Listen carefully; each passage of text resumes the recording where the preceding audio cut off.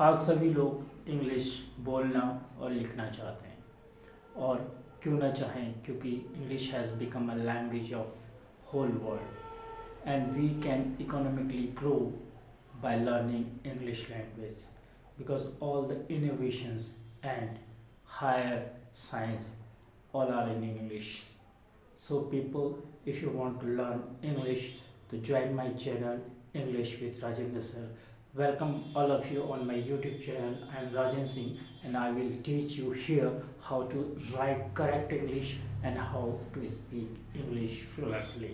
And in that series I have started. देखिए, English को बोलने और लिखने के लिए आपको सबसे पहली आवश्यकता जो होती है वो होती है सेंटेंस की। और सेंटेंस हम जनरली एस वी ओ के स्ट्रक्चर से बनाते हैं। एस का मतलब सब्जेक्ट होता है, वी का मतलब वर्ब होती है और वो हेल्पिंग वर्ब और मेन वर्ब होती है। और कभी हेल्पिंग वर्ब से अगर काम ना चले तो मॉडल्स और मॉडल्स ऑक्सिलरी वर्ब्स इसका काम करते हैं और मेन वर्ब होती है। और हेल्पिंग वर्ब और मेन वर्ब को ही समझने के लिए हम टेंसेस को पढ़ते हैं। मेरे प्रीवियस वीडियोस में मैं टेंसेस को आपको पढ़ा रहा था और टेंस को पढ़ाने का सबसे जो इम्पोर्टेंस है वो ये है कि आपको पता चल जाए कि सेंटेंस में हेल्पिंग वर्ब और मेन वर्ब का कैसे रोल होता है और किन सब्जेक्ट्स के साथ हम हेल्पिंग वर्ब और मेन वर्ब को यूज कर सकते हैं। तो dear ones, stay tune, watch this video till the end. You will come to know how to make sentences while speaking English and how to write English sentences correctly with the use of tenses and grammar. And for that matter, for speaking English, we will study tenses, modals, non-finites, finites, use of verbs, and some structures, vocabularies, and there are some phrases, structures which will be beneficial for us to learn English, spoken English and written part of the English. Well friends and my dear students, as we have started teaching you tenses, and in the tenses I have almost covered all the topics of the tenses. Now today we will start how to use these helping verbs, and today I will teach you how do, does and did is used. These are the some helping verbs, and these helping verbs are used for speaking and writing. Do and does and did, and I will take an example. He does not oblique do not like fake people. Here it is a sentence and he is a subject over here. he इसमें subject है और इसके साथ हमने does not या do not का प्रयोग करना है। ये हमारे एग्जामिनेशंस में भी आ जाते हैं ऐसे questions. Fill an appropriate of the verb, an appropriate form of the verbs given in the bracket. और इससे आपको यूज़ का भी पता चल जाएगा कि ही के साथ हम कौन सी हेल्पिंग वर्ब का प्रयोग करेंगे प्रेजेंट इंडेफिनिट टेंस में। तो इसके स्ट्रक्चर को समझिए। ही सब्जेक्ट है और सब्जेक्ट के तुरंत बाद हमें हेल्पिंग वर्ब लानी है। अगर हम हेल्पिंग वर्ब डज लाते हैं तो क्या ये वाक्य करेक्ट बनेगा, या डू नॉट लाते हैं तो क्या ये वाक्य करेक्ट बनेगा। देखना ये होगा हमें कि हम डज नॉट का प्रयोग करते हैं ही, शी, इट, एक वचन कर्ता के साथ, और डू नॉट का प्रयोग करते हैं हम आई, वी, यू, दे तथा बहुवचन कर्ता के साथ। तो वेरी सिंपल हो गया। He does not like fake people, वह फेक लोगों को पसंद नहीं करता है। ता है वाक्य के अंत में आया तो ये प्रेजेंट इंडेफिनिट टेंस हो गया। नहीं करता है, करता है को हम नहीं करता है को डज लाकर यहाँ पर इस वाक्य को बोलेंगे या लिखेंगे। ही डज नॉट या डजंट लाइक फेक पीपल। अब देखिए एक वाक्य हम डू का भी ले लेते हैं।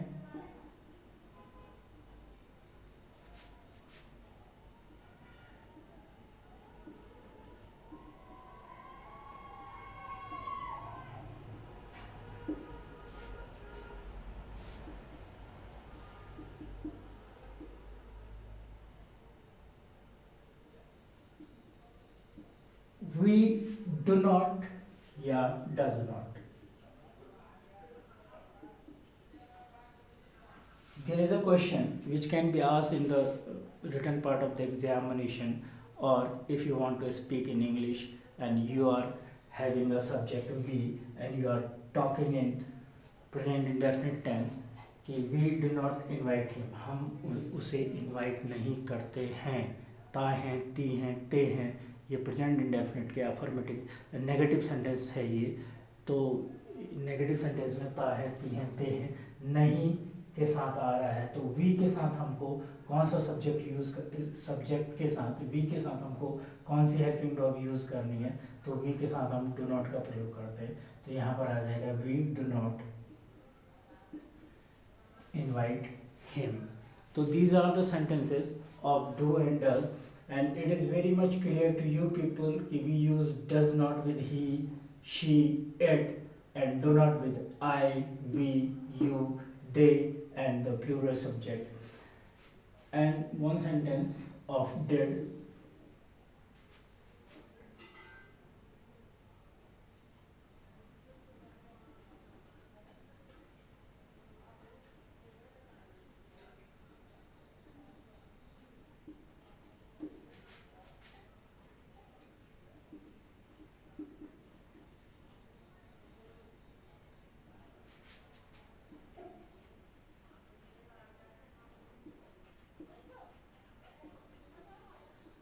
वह कल, वे कल नहीं आए।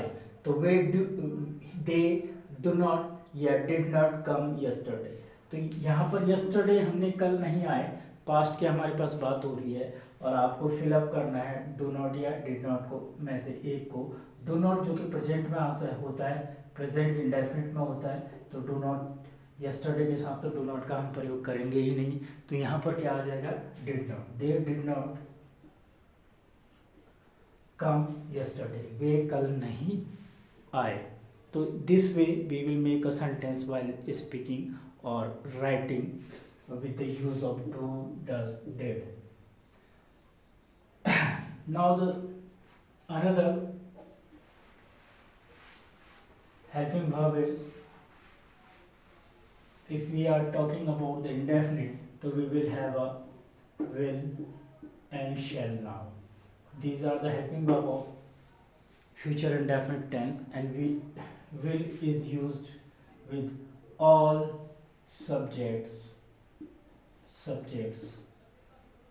except I and we. And in a old English, now with I and we use will with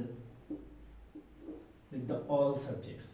So let's get started. देखते हैं हम फ्यूचर इंडेफिनिट टेंस में विल का प्रयोग हम हेल्पिंग वर्ब के रूप में कैसे करेंगे। तो एक सेंटेंस में आपको फिर से लिख के बताऊंगा।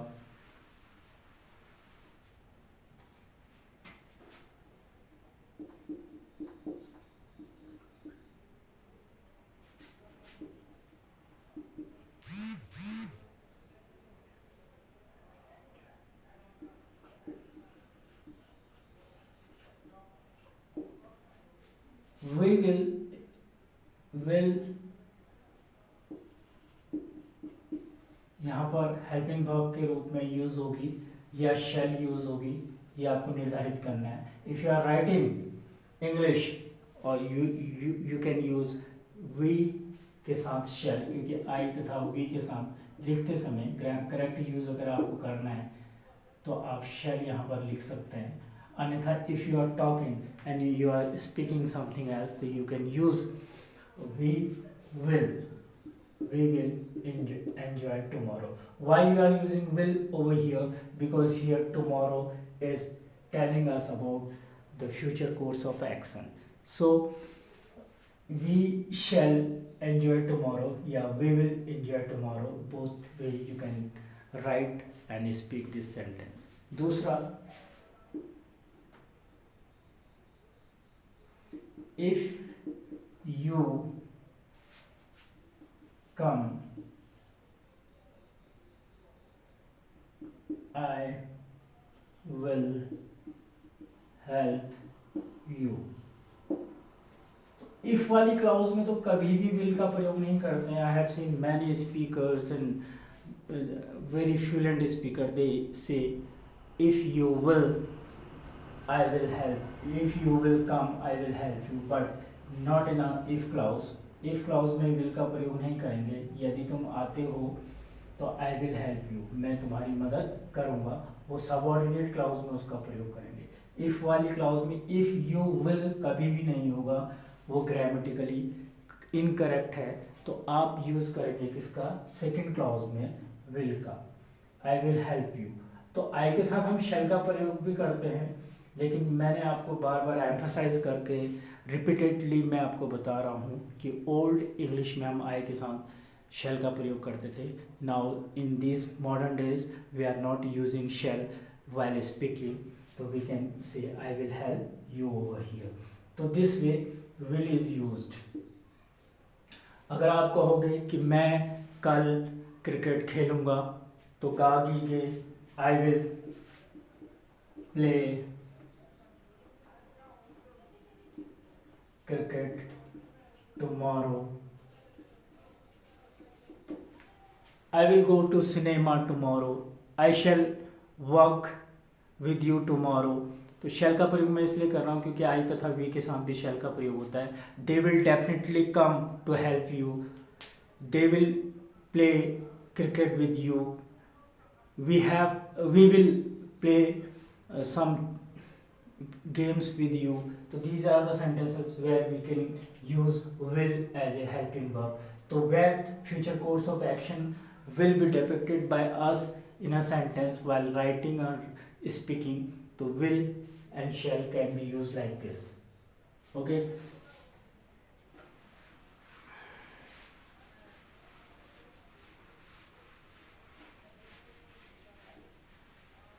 अब जो बिगिनर्स हैं बिल्कुल से, उनके लिए हम कॉन्टिन्यूस की helping verb is, am, are, was, were,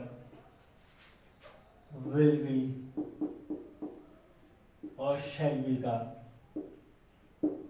in fact will be only का प्रयोग सिखाएंगे. देखिए इसका प्रयोग ही, शी, इट तथा एक वचनकर्ता के साथ करते हैं.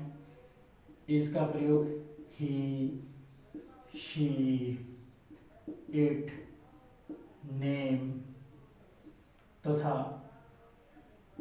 एक वचनकर्ता के साथ करते हैं, कर्ता के साथ करते हैं.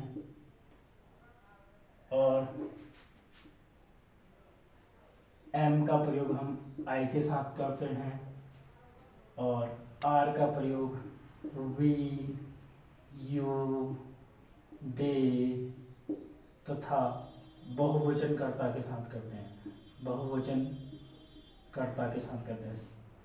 एक वचनकर्ता singular subject and plural subject बहुवचनकर्ता के साथ हम is, he, she, it, name और एक वचनकर्ता एम, आई के साथ. आर का प्रयोग वी, यू, दे तथा बहुवचनकर्ता के साथ. और वॉज का प्रयोग पास्ट कंटिन्यूअस की अगर हम बात करें तो वॉज का प्रयोग हम आई, ही, शी, इट एक वचनकर्ता के साथ करते हैं, कर्ता के साथ. और वर का प्रयोग पास्ट कंटिन्यूअस टेंस में वर का प्रयोग हम करते हैं यू, वी, दे तथा बहुवचन कर्ता के साथ। तो ये विल भी सभी कर्ताओं के साथ फ्यूचर कॉन्टिन्यूस टेंस में विल भी एज ए हेल्पिंग वर्ब का हम प्रयोग करेंगे। और ये जितनी भी हेल्पिंग वर्ब है कॉन्टिन्यूस की, इन सब के साथ मेन वर्ब की फर्स्ट फॉर्म में आईएनजी लगाते हैं। अगर आप बोल रहे हैं किसी कार्य को और वो काम जारी है, और यह आप लिख रहे हैं किसी सेंटेंस को और उसमें किसी कार्य का जारी रहना होना पाया जाता है, लगातार जारी रहना पाया जाता है, उसके समाप्त होने का कोई समय नहीं है उसमें, तो आप वहाँ पर कंटिन्यूस टेंस का प्रयोग करेंगे। उस कंटिन्यूस टेंस में अगर वो प्रेजेंट वर्तमान की बात हो रही है, रहा है, रही है, रहे हैं, क्रिया के अंत में आ रहा है, तो वहाँ पर आप प्रेजेंट कंटिन्यूस का प्रयोग करेंगे। वहाँ पर ही, शी, इट तथा एक वचनकर्ता के साथ इच का प्रयोग करेंगे, आई के साथ एम का प्रयोग करेंगे, और वी, यू, दे तथा बहुवचनकर्ता के साथ आर का प्रयोग करेंगे। ऐसे पास्ट कंटिन्यूस की बात हो रही है, अगर रहा था, रही थी, रहे थे, वहाँ पर आ रहा है तो आप वॉज और वर का प्रयोग करेंगे। आई, ही, शी, इट तथा एक वचनकर्ता के साथ हम वॉज का प्रयोग हेल्पिंग वर्ब के रूप में करते हैं। वर का प्रयोग वी, यू, दे तथा बहुवचनकर्ता के साथ किया जाता है। और ये जो वॉज और were, is, am, are, will be, shall be, जो ये हेल्पिंग वर्ब्स हैं, ये हमें कंटिन्यूस की जानकारी देती हैं, और इनके साथ हमेशा हम मेन वर्ब की फर्स्ट फॉर्म में आईएनजी का प्रयोग करते हैं। देखते हैं हम कुछ वाक्य बनाकर।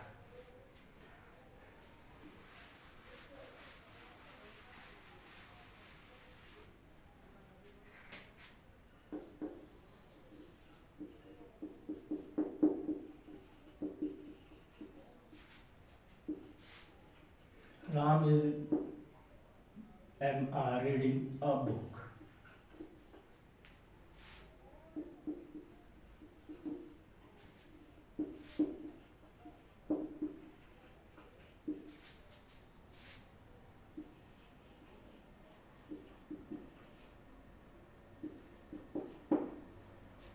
देखिए पहला वाक्य हमारे पास है प्रेजेंट कॉन्टिन्यूस का, दूसरा है पास्ट कॉन्टिन्यूस का।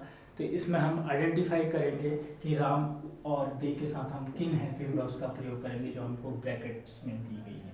Very simple, competitive part of the examinations के दृष्टिकोण से और बोलने के दृष्टिकोण से अगर आपको करेक्ट बोलना है तो राम के साथ हमेशा क्या आ जाएगा, इज आ जाएगा। Ram is reading a book, क्योंकि राम एक वचन करता है और एक वचन कर्ता के साथ हम इसका प्रयोग करते हैं। एम का प्रयोग हम आई के साथ करते हैं, और आर का प्रयोग हम वी, यू, दे तथा बहुवचन कर्ता के साथ करते हैं। राइट। अब यहाँ पर दूसरा जो वाक्य है हमारे पास, दे वॉज वर वॉचिंग टीवी है, ये पास्ट कंटिन्यूअस टेंस में है, और दे जो है बहुवचन करता है। वी, यू, दे, और बहुवचन कर्ता के साथ हम हमेशा वर का प्रयोग करते हैं।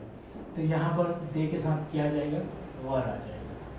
तो दे वर वॉचिंग टीवी। तो this way we can speak in English by using is, am, are, was, were correctly, and we can write correct English sentences by using tenses. So these tenses are very important, और आप मेरे channel पे जाके सारे tenses के videos को देख सकते हैं ताकि आपके टेंस के कॉन्सेप्ट बिल्कुल क्लियर हो जाए, उनके स्ट्रक्चर को आप समझ पाएँ, और आप उनके हेल्पिंग वर्ब्स, मेन वर्ब्स, और जो टेंस का जो मेन रोल है, if you want to speak in English and you want to learn English, the tenses should be your breakfast. First meal of the day should be tenses. Thereafter you will be able to speak English fluently. तो आपको कोई भी इसमें doubt हो आप comment section में लिख सकते हैं। मेरे अन्य प्रीवियस वीडियोस को भी, टेंस चार्ट्स को आप देख सकते हैं, ताकि आपके सारे कॉन्सेप्ट क्लियर हो जाएं, और आप कोई इसमें extra competitive point of view से कुछ जानना चाहते हैं टेंसेस के बारे में, how to use verbs with different kinds of subjects, so you can write in the comment section. I will try my best to give all solutions of your queries. So keep watching my channel. If you like my channel, please subscribe my channel, like and comment, and don't forget to hit the bell icon so that you could be able to get the notification. Till then, goodbye, good night all of you. Jai Hind, Jai Bharat.